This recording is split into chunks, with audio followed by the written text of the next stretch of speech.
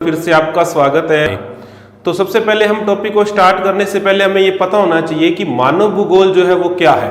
ठीक है, तो सिंपल सी बात है, जैसा कि इसके नाम से पता चल रहा है मानव भूगोल, जिसमें किसका अध्ययन किया जाता है, मानव का। और मानव कहाँ रहता है, अपने पर्यावरण के अंदर। ठीक है, तो सिंपल सी बात है कि मानव भूगोल में मानव और उसके प्राकृतिक पर्यावरण का अध्ययन किया जाता है। एक बात तो ये होगी। उसके अलावा हम ये भी कह सकते हैं कि मानव भूगोल वह विज्ञान होता है जिसमें मानव और उसके प्राकृतिक पर्यावरण के साथ साथ मानव जो सामाजिक और सांस्कृतिक पर्यावरण का निर्माण करता है उसका अध्ययन भी मानव भूगोल के अंदर किया जाता है। तो आज हम विस्तार से जो चर्चा करने वाले हैं वो तो एक मानव भूगोल का अर्थ, परिभाषा, प्रकृति और शाखाओं पर करने वाले हैं, जो बीए सेकेंड ईयर का पहली यूनिट के अंदर ही ये टॉपिक है। तो आओ विस्तार से हम अपने टॉपिक को देखते हैं। बोर्ड पर देखिए क्या लिखा हुआ है। सबसे पहले हम क्या देखने जा रहे हैं, मानव भूगोल का अर्थ। अर्थ क्या होता है, ठीक है।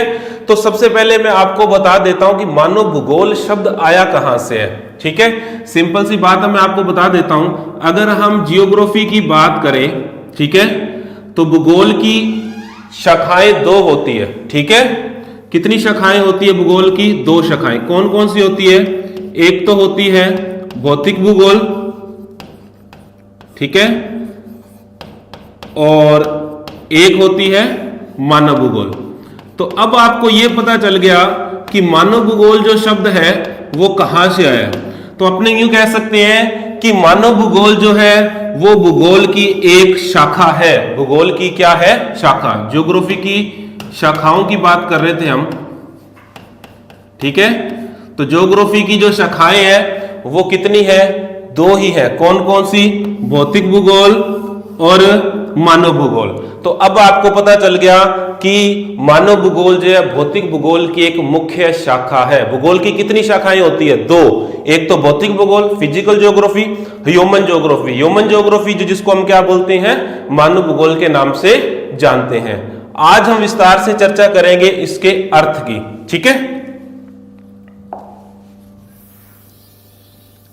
अब आपको यह पता चल गया कि मानव भूगोल शब्द कहां से आया है। तो सिंपल सी बात है, मानव भूगोल का अर्थ। तो सिंपल सी बात आपको यह याद रखना है इसके अंदर, मानव भूगोल के अर्थ में, मानव भूगोल में मानव प्लस में उसके प्राकृतिक पर्यावरण। ये जो है तीन शब्द, ठीक है, मैंने क्या लिखा, मानव प्लस में प्राकृतिक पर्यावरण, ये आपको याद रखने हैं। सारी बात इनके ऊपर ही है, ठीक है। तो अर्थ क्या बन जाएगा? तो सिंपल तरीके में तो हम यूं कह सकते हैं कि मानव भूगोल में मानव और उसके प्राकृतिक पर्यावरण का अध्ययन किया जाता है, ये इसका अर्थ होता है, ठीक है। अब हम अगर इसको एक प्रकार से अच्छे तरीके से अगर हम इसको व्यक्त करना चाहते हैं तो क्या बताएंगे इसको हम? मानव भूगोल वह विज्ञान है जिसके अंदर मानव और उसके प्राकृतिक पर्यावरण और मानव द्वारा निर्मित सामाजिक और सांस्कृतिक पर्यावरण का अध्ययन किया जाता है। आगे बात समझ में? तो ये इसका क्या हो जाएगा? अर्थ हो जाएगा। तो अर्थ में हमें इतनी सी बात लिखनी है। क्या बताया मैंने आपको? मानव भूगोल वह विज्ञान है जिसमें मानव और उसके प्राकृतिक पर्यावरण और मानव द्वारा निर्मित सामाजिक और सांस्कृतिक पर्यावरण का अध्ययन किया जाता है। उसे हम क्या बोलते हैं? मानव भूगोल, ठीक है। नाम से ही पता चल रहा है मानव भूगोल, ठीक है, मानव का भूगोल, ठीक है। यानी कि मानव का अध्ययन, उसकी जनसंख्या, अगर हम बात करें संसाधन कौन से उस प्रदेश के अंदर जहां मानव रह रहा है, कौन कौन से जीव जंतु पाए जाते हैं, ठीक है। अगर हम बात करें परिवहन के साधन कौन कौन से हैं, मानव के घर कैसे होते हैं, उनका खान पान क्या है, प्राचीन काल में क्या काम करता था, आज क्या काम कर रहा है, ठीक है, परिवहन कितने प्रकार का होता है, संचार क्या होता है, इन सारी चीजों का अध्ययन जो है हम मानव भूगोल के अंतर्गत करते हैं, जिसका संबंध प्रत्यक्ष रूप से मानव से है, ठीक है। आज मैं ये बोलूं कि जनसंख्या, तो जनसंख्या जो होती है, लोगों की संख्या होती है ना, तो मानव तो आ रहा है ना उसके अंदर, तो इसका अध्ययन किस में किया जाएगा? मानव भूगोल के अंदर ही किया जाएगा। अगर परिवहन की बात करें तो परिवहन का प्रयोग कौन करता है? मानव ही तो करता है। तो सिंपल सी बात है, परिवहन का प्रयोग अगर मानव करता है तो ये मानव भूगोल के अध्ययन क्षेत्र के अंतर्गत आएगा। ठीक है, अभी अगले वीडियो के अंदर मैं आपको इसका विषय क्षेत्र बताने वाला हूं बड़े विस्तार से, तब आपको समझ में आ जाएगा कि मानव भूगोल में हम क्या क्या शामिल करते हैं। तो सिंपल सी बात है, मानव भूगोल की अगर बात करें हम, मानव और उससे संबंधित कार्य उनका अध्ययन भी किस में किया जाता है, मानव भूगोल के अंतर्गत किया जाता है। आज हम भी मानव है, हम भी जो कार्य करते हैं, ठीक है, ये जो एरिया है ये भी मानव भूगोल का ही एरिया है। हम कहां रहते हैं, प्राकृतिक पर्यावरण के अंदर रहते हैं, और हमने अपने अनुकूल सामाजिक और सांस्कृतिक पर्यावरण बना रखा है। इसका अध्ययन भी किसके अंदर किया जाता है, मानव भूगोल के अंदर किया जाता है। तो इन सब बातों को जानने के बाद निष्कर्ष एक ही निकलता है कि मानव भूगोल वह विज्ञान है जिसमें मानव और उसके प्राकृतिक पर्यावरण का अध्ययन किया जाता है। अब देखो, जितनी भी मानव के द्वारा एक्टिविटीज की जाती है ना, अपने पर्यावरण के अंदर रहकर ही की जा सकती है, क्योंकि मानव जो है अपने पर्यावरण से बाहर नहीं जा सकता, अपने पर्यावरण के बिना जीवित नहीं रह सकता। हम भी तो मानव हैं, हम भी तो अपने पर्यावरण में रह रहे हैं जो प्रकृति ने दिया है। और उसके अगर बात करें हम, तो हमने सामाजिक और सांस्कृतिक एक नया पर्यावरण भी हमने बना रखा है।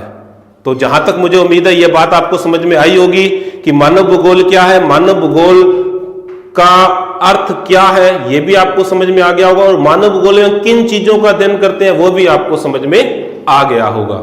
ठीक है, तो नेक्स्ट मैं यहां पर बता देता हूं, मानव भूगोल के अर्थ में क्या बताओगे आप। ठीक है, अर्थ में हम क्या लिखेंगे,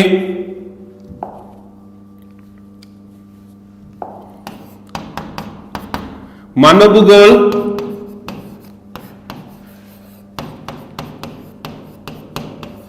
वह विज्ञान है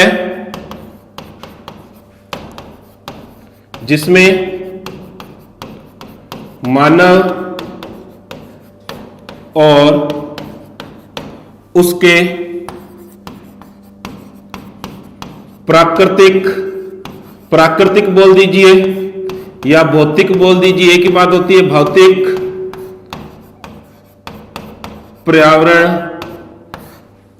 का अध्ययन किया जाता है।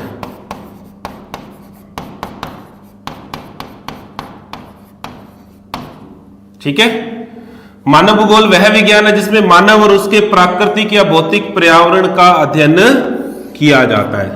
ठीक है, उसके बाद जितनी भी बातें मैंने आपको बताई थी वो इसके अंदर हम क्या कर देंगे, ऐड कर देंगे। ठीक है, आगे बात समझ में, भाई मानव से संबंधित कार्य, ठीक है, सारे मैंने आपको बता दिए। उन सब चीजों का अध्ययन किसमें किया जाता है, मानव भूगोल के अंदर किया जाता है। ठीक है, तो ये तो मानव भूगोल का अर्थ हो गया। अब हम चलते हैं इसकी परिभाषाओं पर। ठीक है, अब देखिए इसकी परिभाषाएं कौन कौन सी है। परिभाषा की बात करते हैं तो सबसे पहली परिभाषा जो आ रही है वो आ रही है रेड जेल की। ठीक है, तो रेड जेल के बारे में मैं आपको बता देता हूं। फादर ऑफ ह्यूमन ज्योग्राफी बोला जाता है इनको, यानी कि मानव भूगोल का पितामह जो है वो कौन है, फ्रेडरिक रेडजेल। अगर पूरे नाम की बात करें तो इनका पूरा नाम क्या है, फ्रेडरिक रेडजेल। आगे बात समझ में। अब देखो, इन्होंने एक ग्रंथ लिखा था एंथ्रोपोजियोग्राफी, ये भी आपको याद रखना है। इनके प्रमुख ग्रंथ का नाम क्या है, एंथ्रोपोजियोग्राफी, ये भी आपको याद रखना है। दो बातें मैंने आपको बताई, भाई ह्यूमन ज्योग्राफी के जो फादर है वो कौन है, वो तो फ्रेडरिक रेडजेल है। पूरा नाम क्या है इनका, फ्रेडरिक रेडजेल। ठीक है, अगर इनका पूछ लिया जाए प्रमुख ग्रंथ कौन सा है तो वो कौन सा है, एंथ्रोपोजियोग्राफी है। ठीक है, अब देखिए इन्होंने क्या परिभाषा बताई है कि मानव भूगोल के दृश्य वातावरण से संबंधित होते हैं जो स्वयं भौतिक दिशाओं का एक योग होता है। अब देखो क्या बता रहे हैं परिभाषा के अंदर कि मानव भूगोल के दृश्य वातावरण से संबंधित होते हैं और जो स्वयं क्या होते हैं, भौतिक दिशाओं का एक योग। यानी कि मानव, ठीक है, जितने भी दृश्य अगर हम बात करें प्रकृति में हमें दिखाई दे रहे हैं, उन सब का संबंध किससे है, वातावरण से है। ठीक है, अब देखिए नेक्स्ट परिभाषा की ओर बात करते हैं हम। नेक्स्ट परिभाषा जो है एलन सी सैंपल की है। पूरा नाम क्या है इनका? एलन सी सैंपल। ठीक है, एलन सी सैंपल जो थी रेड जेल की शिष्या थी। कौन थी? शिष्या। ये बात भी आपको याद रखनी। इन्होंने देखो क्या परिभाषा बताई थी, मानव भूगोल अस्थिर पृथ्वी, ठीक है, और चंचल मानव के पारस्परिक परिवर्तनशील संबंधों का अध्ययन है। ये किसकी परिभाषा थी? एलन सी सैंपल की। ठीक है, अस्थायी या इसकी जगह हम लिख सकते हैं अस्थिर। ठीक है, पृथ्वी अस्थिर है और मानव जो है वो भी क्या है? परिवर्तनशील है। इनके संबंधों का जो अध्ययन किया जाता है वो किसमें किया जाता है? मानव भूगोल में किया जाता है। कहने का मतलब ये हो गया। ठीक है, आगे बात समझ में। देखिए, अस्थिर पृथ्वी और परिवर्तनशील मानव जो है और उनके संबंधों का अध्ययन किसमें किया जाता है? मानव भूगोल में किया जाता है। अब देखिए थर्ड परिभाषा जो है वो किसकी है? पिट्स। ठीक है, पिट्स ने दी थी और पिट्स व डिकेन व पिट्स की थी ये। ठीक है, मानव भूगोल को मानव और उसके कार्यों के अध्ययन के रूप में देखा जाता है। यानी कि मानव भूगोल में क्या किया जाता है? मानव और उसके कार्यों का अध्ययन किया जाता है। ये किन्होंने बोला था? डिकेन व पिट्स ने बोला था। मानव और उसके कार्यों का अध्ययन किसमें किया जाता है? मानव भूगोल के अंदर किया जाता है। अब देखिए नेक्स्ट परिभाषा जो है वो थी डिमाजिया। मैं यहां लिख देता हूं, डिमांजिया की है ये, फ्रांस के थे ये। ठीक है, इनकी परिभाषा है 4 नंबर वाली। ठीक है, इन्होंने क्या बताया? मानव भूगोल मानवीय वर्गों और समाजों के तथा प्राकृतिक वातावरण के संबंधों के अध्ययन से है। यानी कि मानव भूगोल का जो संबंध है वो मानवीय वर्गों से, मानव से हो गया, उसके समाज से है और उसके प्राकृतिक वातावरण से उसका क्या है? संबंध है। ये किसने बताई थी? ये परिभाषा डिमाजिया ने बताई थी। ठीक है, ये भी क्या थे? एक विद्वान थे। तो ये 4 परिभाषाएं जो मैंने आपको बताई है बड़ी सिंपल सी है, ये आपको याद रखनी है। पहली परिभाषा ये तो बहुत ही जरूरी है, मोस्ट इंपोर्टेंट है। ठीक है, क्योंकि मानव भूगोल के जो जनक है, पितामह, उनकी है। क्या बताया इन्होंने? मानव भूगोल के दृश्य वातावरण से संबंधित होते हैं जो स्वयं भौतिक दिशाओं का क्या होता है? एक योग। ये परिभाषा तो हमें पक्की याद करनी है। ठीक है, क्योंकि ये परिभाषा किसकी है? फ्रेडरिक रेडजेल की, जो मानव भूगोल के क्या है? जनक, और इनके द्वारा लिखा गया प्रमुख ग्रंथ कौन सा है? एंथ्रोपोजियोग्राफी। और दूसरी सैंपल की पूरा नाम एलन सी सैंपल। ठीक है, और फ्रेडरिक रेडजेल की शिष्या थी। इन्होंने क्या बताया? मानव भूगोल जो है अस्थिर पृथ्वी और चंचल मानव के पारस्परिक परिवर्तनशील संबंधों का अध्ययन है। और डिकेन और पिट्स की सबसे आसान है, इसमें मानव और उसके कार्यों का अध्ययन किया जाता है मानव भूगोल में। अगर हम डिमांजिया की बात करें तो उन्होंने बताया मानवीय वर्गों, समाजों तथा प्राकृतिक वातावरण का जो अध्ययन है वो किसमें किया जाता है? मानव भूगोल में किया जाता है। तो ये 4 परिभाषाएं भी आपको क्या करनी थी? याद रखनी थी। ठीक है, आगे बात समझ में। अब चलते हम नेक्स्ट। अब देखिए नेक्स्ट क्या आ रहा है। अब हम बात करने वाले हैं मानव भूगोल की प्रकृति की। ठीक है, मानव भूगोल की प्रकृति।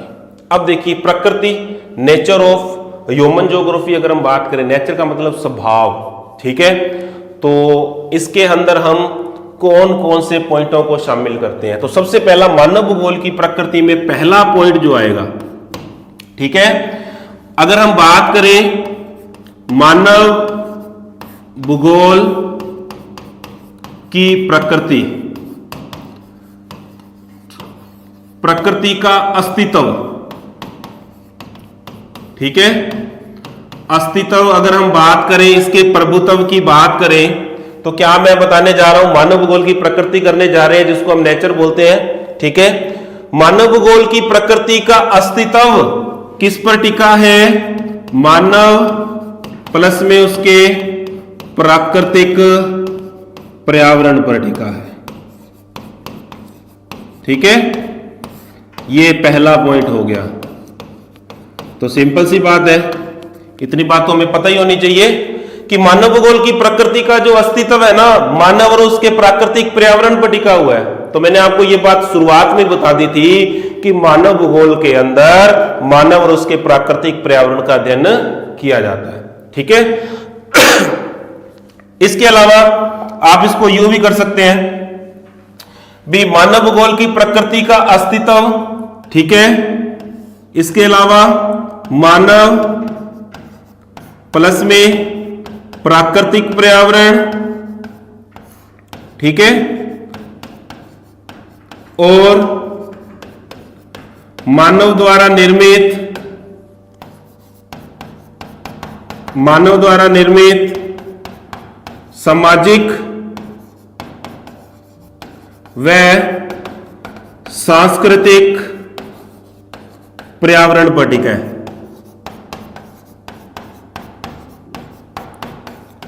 अब देखिए, जो आपको सिंपल से याद हो जाए, सिंपल तरीके से, उसको आप जो लिख सकते हो। देखो, मानव भूगोल की प्रकृति का अस्तित्व मानव और उसके प्राकृतिक पर्यावरण पर टिका है, या तो यूं याद कर लीजिए। अगर आप पूरा बताना चाहते हो तो मानव भूगोल की प्रकृति का अस्तित्व मानव, प्राकृतिक पर्यावरण और मानव द्वारा निर्मित सामाजिक सांस्कृतिक पर्यावरण पर टिका है, या तो आप ये भी बता सकते हैं। ठीक है, पहला पॉइंट समझ में आया। अब चलते हैं हम इसकी प्रकृति का दूसरा पॉइंट। दूसरा पॉइंट क्या है? पहला पॉइंट समझ में आया आपको, मानव भूगोल की प्रकृति का अस्तित्व मानव और उसके प्राकृतिक पर्यावरण पर टिका है। अब देखिए दूसरा पॉइंट, मानव भूगोल की प्रकृति, मानव भूगोल की प्रकृति का मुख्य बिंदु या जिसको हम बोलते हैं केंद्र बिंदु, ठीक है, कौन है? मानव व उसके कार्य, मानव व उसके कार्य। अब दूसरे पॉइंट को ध्यान से देखिए, मैंने क्या बताया कि मानव भूगोल की प्रकृति का मुख्य बिंदु या केंद्र बिंदु जो है वो मानव और उसके क्या है? कार्य है। ये बात भी आपको याद रखनी है। मानव भूगोल की प्रकृति का मुख्य बिंदु कौन है? मानव और उसके कार्य हैं। ये बात भी आपको याद रखनी है। तीसरे पॉइंट की ओर चलते हैं। ठीक है, मानव ने पृथ्वी पर भूदृश्यों का निर्माण किया, भूदृश्यों का निर्माण किया।